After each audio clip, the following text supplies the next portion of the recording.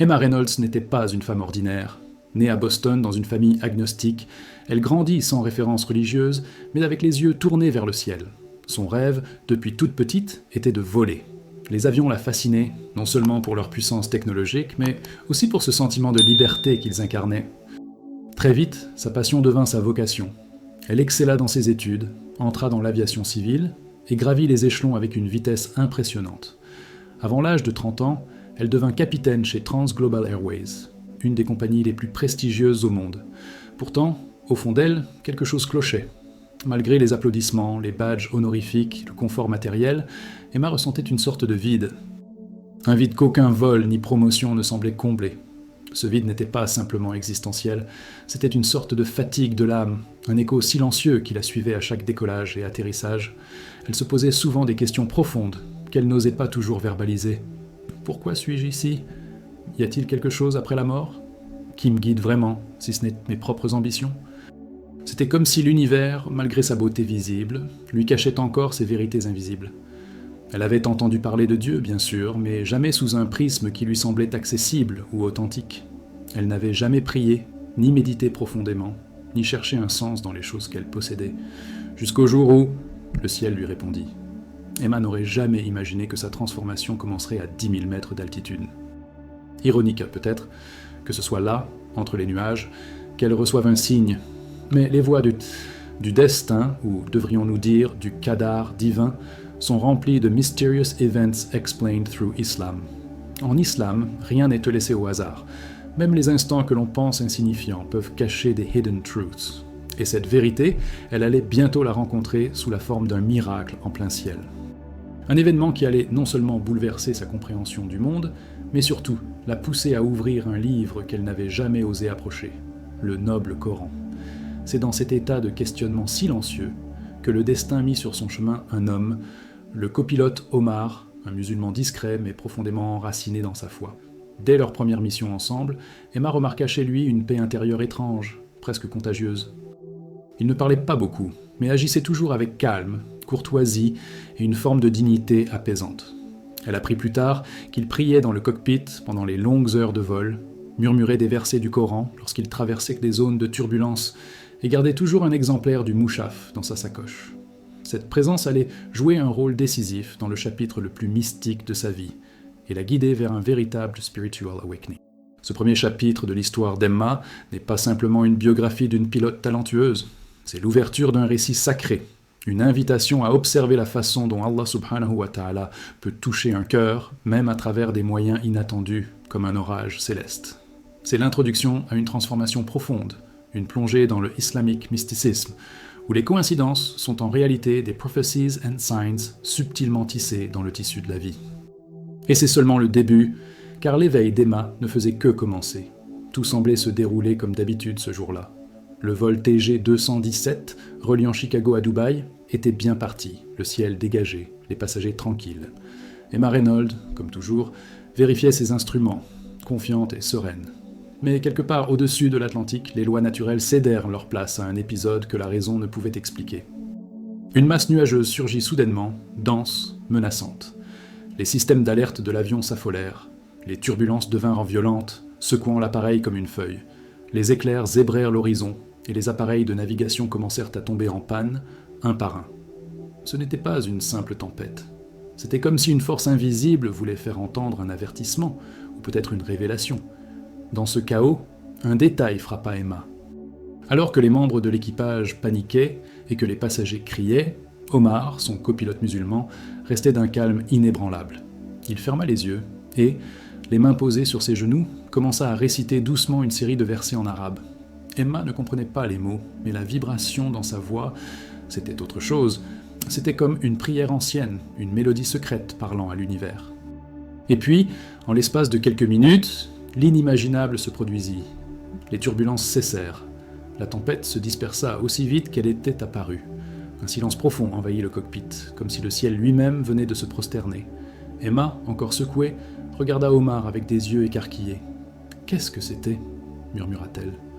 Omar, les yeux encore baignés d'humilité, répondit simplement « J'ai récité des versets du Coran. Allah subhanahu wa ta'ala entend tout. » Ce fut pour Emma un choc. Non pas parce que la tempête s'était dissipée, mais parce que pour la première fois de sa vie, elle avait été témoin d'une manifestation tangible de quelque chose d'invisible. Ce qu'elle venait de vivre, aucun manuel de vol, aucune école d'aviation, ni aucune équation physique ne pouvait l'expliquer. C'était une intervention, une brèche dans le voile des réalités matérielles, un moment où le islamique mysticisme lui fit signe. Ce soir-là, à l'hôtel de Dubaï, Emma ne dormit pas. Elle repassa les événements en boucle. La prière d'Omar, le calme surnaturel, le sentiment qu'une force bienveillante l'avait entourée. Elle demanda à Omar le lendemain ce qu'il avait récité. Il lui répondit avec douceur le verset du trône, Ayat al-Kursi, tiré de la sourate al-Baqarah, 2255. C'est une protection puissante, un rempart spirituel que le prophète Muhammad sallallahu alayhi wa sallam nous a enseigné. Emma, bien qu'encore sceptique, sentit que quelque chose l'appelait. Une voix douce, intérieure, qui murmurait « Cherche ». Ce premier choc mystique marqua le début d'un éveil. Un signe clair parmi tant d'autres que les prophecies and signs ne sont pas des légendes du passé, mais des réalités vivantes, que seuls ceux dont le cœur est ouvert peuvent les percevoir. À partir de cet instant, Emma n'était plus simplement une pilote. Elle était devenue une chercheuse de vérité. Ce moment en plein vol fut sa première initiation aux Quranic Mysteries, un monde où chaque mot est une clé, chaque verset une lumière. Et cette lumière allait la suivre jusqu'à la prochaine étape. Un autre vol, une autre révélation. Le retour à Boston fut silencieux. Mais dans le cœur d'Emma, un fracas profond résonnait. Le souvenir de la tempête, la voix d'Omar, les versets du Coran, tout cela tournoyait dans son esprit. Elle demanda à Omar par où commencer, et il lui offrit un exemplaire du Coran avec la traduction anglaise. La première nuit, elle ouvrit la première page, pensant qu'elle ne tiendrait que quelques lignes. Mais quelque chose la happa. Le mot « tawhid », l'unicitude d'Allah subhanahu wa ta'ala, résonnait comme une vérité absolue. Ce n'était pas juste une croyance, c'était une réponse. Une clé spirituelle à toutes les questions qu'il avait taraudées toute sa vie. Désireuse d'approfondir, Emma contacta une conférencière musulmane qu'Omar lui avait recommandée. Nour, une convertie devenue professeure de philosophie islamique à Harvard. Leurs discussions devinrent rapidement hebdomadaires. Nour ne prêchait pas, elle écoutait. Elle expliquait avec douceur les fondements de l'islam, la foi, la prière, la zakat, mais aussi les hidden truths, les mystères du décret divin, les occult knowledge in Islam qui tissent l'invisible. Elle liait le islamique philosophie à des questions modernes, la justice, l'écologie, la place de la femme, et chaque semaine, Emma repartait avec une nouvelle certitude dans le cœur. Mais c'est lors d'un autre vol que la graine de légitimité germa en vérité. En vol vers Jeddah, alors que l'avion traversait une zone d'ombre, tous les systèmes tombèrent en panne. Le cockpit devint silencieux et noir. Aucune donnée, aucun contrôle. Le genre de situation qui, en général, mène au chaos. Mais dans ce silence absolu, Emma posa sa main sur la console et souffla, presque sans s'en rendre compte, « Bismillah ». Au moment même où le mot quitta ses lèvres, une douce lueur bleutée émana de la verrière. Les systèmes se rallumèrent, les données réapparurent. Ce n'était pas un bug corrigé, c'était une réponse. De retour chez elle, Emma n'avait plus de doute. Elle comprit que ces coïncidences n'en étaient non pas. C'étaient des prophecies and signs envoyées dans son ciel personnel. Elle commença à prier, d'abord timidement, puis avec ferveur. Elle se levait avant l'aube pour Tahajjud, elle récitait doucement des passages du Coran. Chaque sajda devenait un refuge, chaque larme versée pendant la prière était un dégel de son ancienne identité. Elle ressentait enfin ce que les soufis appellent le spiritual awakening, l'éveil de l'âme assoiffée de vérité. La première fois qu'elle posa le pied à la Mecque, ce ne fut pas comme touriste. C'était comme si elle rentrait à la maison après des années d'errance. Elle regarda la Kaaba, les yeux embués, le cœur tremblant. Elle dit doucement « Il n'y a de divinité qu'Allah, et Muhammad est son messager ». Elle avait trouvé sa direction, son qibla intérieur. Et cette conversion ne fut pas la fin de son voyage, mais le début de la plus grande aventure de sa vie. Ce moment de basculement dans la vie d'Emma ne fut pas un simple épisode passager, mais le début d'un voyage intérieur bouleversant. Elle commença, timidement d'abord, à s'inspirer des pratiques musulmanes. La prière, 5 fois par jour, qu'elle observait au début comme une discipline rigide, devint rapidement pour elle une source de réconfort, une ancre dans le tumulte quotidien. Chaque prosternation semblait reconnecter son cœur au ciel. C'était comme si, pour la première fois, elle se sentait vraiment entendue par quelque chose de plus grand, de plus miséricordieux. Et cette sensation devint addictive. Lors d'une escale prolongée à Jeddah, elle eut l'occasion de se rendre à la Mecque, non pas pour le Hajj, mais pour visiter ce lieu sacré. Dès qu'elle posa le regard sur la Kaaba, elle fondit en larmes. Une paix étrange et intense l'enveloppa, comme si son âme reconnaissait un lieu qu'elle n'avait jamais vu mais toujours recherché. C'était là, au cœur de l'islam, que le mystère spirituel prenait forme tangible. Islamic mysticism, hidden truths, Quranic mysteries, toutes ces notions, autrefois abstraites, devenaient soudainement claires. De retour à Boston, après de longues semaines de réflexion, de lecture et d'échanges avec des convertis et érudits, elle se rendit dans un petit centre islamique local. Entourée de quelques personnes bienveillantes, elle prononça la shahada. Ashhadu an la ilaha illallah wa ashhadu anna Muhammad Rasulallah. Avec une voix tremblante mais ferme. Ce jour-là, une nouvelle Emma naquit. Son cœur s'ouvrit à une foi simple, mais d'une profondeur inégalable. Bien sûr, tout ne fut pas magique dès le lendemain. Comme toute âme en quête de vérité, elle connut aussi des doutes, des rechutes, des incompréhensions. Mais à chaque difficulté, elle se rappelait ce verset. Certes, c'est par l'évocation d'Allah que les cœurs se tranquillisent. Surat Ar-Ra'd 13-28. Cette phrase résonnait en elle comme une boussole, une promesse que, malgré les tempêtes, la direction restait intacte. Et cette direction était celle du Spiritual Awakening. Son réveil ne fut pas un feu d'artifice, mais une douce lumière croissante. Elle découvrit petit à petit les prophecies and signs, les enseignements du prophète Muhammad, les subtilités de l'islamique philosophie et l'immensité de la sagesse divine. C'est ce cheminement spirituel, lent, sincère, souvent silencieux, qui allait la porter pour le reste de sa vie, bien au-delà des nuages qu'elle avait si souvent traversés dans son cockpit. Embrasser l'islam ne signifie pas simplement changer de foi. Pour Emma, cela a été un véritable bouleversement de vie. Du jour au lendemain, elle est passée d'une pilote admirée à une femme jugée par certains de ses collègues, de sa famille et de la société.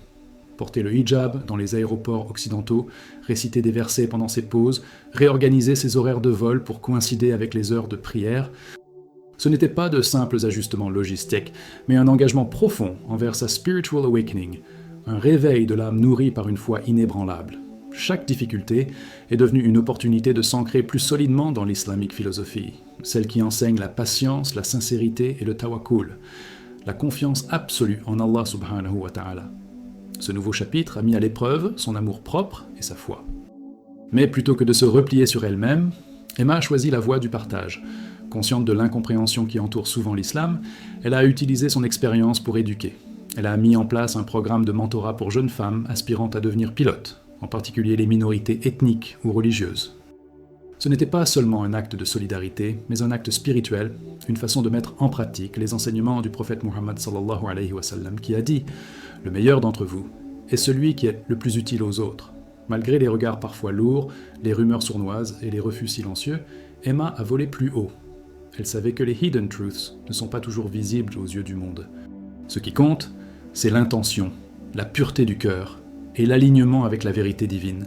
Et elle trouvait dans chaque vol une nouvelle occasion de se rapprocher d'Allah subhanahu wa ta'ala, récitant silencieusement le Coran pendant les décollages, observant les cieux comme un miroir du destin, un rappel constant de l'au-delà. Dans son cockpit, elle était seule mais jamais isolée. Les mots sacrés gravés dans sa mémoire la guidaient, et c'est lui qui fait descendre pour vous du ciel une eau purifiante. Surat Al-Furqan, verset. Cette eau, elle la ressentait dans son âme, une pluie de clarté lavant les doutes restants. Emma ne cherchait plus à prouver quoi que ce soit au monde. Elle vivait pour Allah, pour la beauté de l'islamique mysticisme, pour l'espoir que chaque atterrissage serait un pas de plus vers le paradis. Son histoire est devenue un message vivant, un exemple concret que même dans les nuages les plus sombres, la lumière du tawhid peut percer. Le plus grand vol qu'elle ait jamais réalisé n'était pas entre deux continents, mais entre deux mondes, celui de la superficialité matérielle et celui de la vérité éternelle. Et cette traversée l'a conduite vers l'ultime destination, l'éveil, la paix et la certitude. Et maintenant, elle était prête pour la dernière étape de son voyage. Emma n'a jamais considéré le pilotage comme un simple métier. Pour elle, c'est une mission, un acte de fidélité, un service rendu à l'humanité, et plus encore, un voyage spirituel où chaque vol symbolise un pas vers la proximité d'Allah subhanahu wa ta'ala. Elle confie souvent à ses élèves qu'avant de décoller, elle ne se contente pas de vérifier les instruments. Elle vérifie aussi son intention, son cœur, sa paix intérieure. Car voler sans tawakkul, sans confiance en Allah subhanahu wa ta'ala, c'est comme voguer sans boussole au milieu d'une mer agitée.